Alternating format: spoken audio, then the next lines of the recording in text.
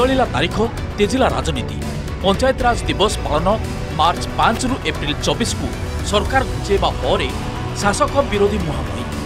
BJD media संयोजक प्रताप जेना कहते पंचायतराज दिवस को घुंचाइबा ओडिशावासी बड़ अपमान।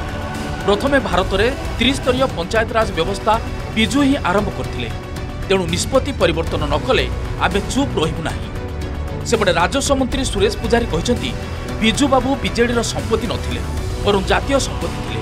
आउ जातीय पंचायतराज दिवस एप्रिल 24 रे पालन होतबा बेले बीजेडी किबा जनता दल ताहा पालन करिना।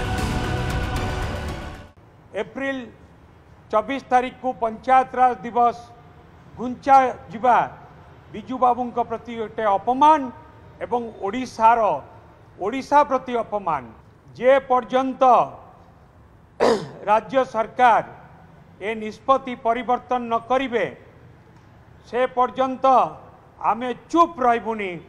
इतरे पक्ष प्रतिपक्ष नुह विजु जनता दल जदि भाबुथुबो जे विजु बाबू तांकर संपत्ति थिले, विजु बाबू जातीय संपत्ति थिले। जो समय सारा देश रे पंचायतराज दिवस एप्रिल 24 तारीख रे होउची, आमे देश ठारू भिन्न आमे आउ गोटे तारीख धार्य करिबा।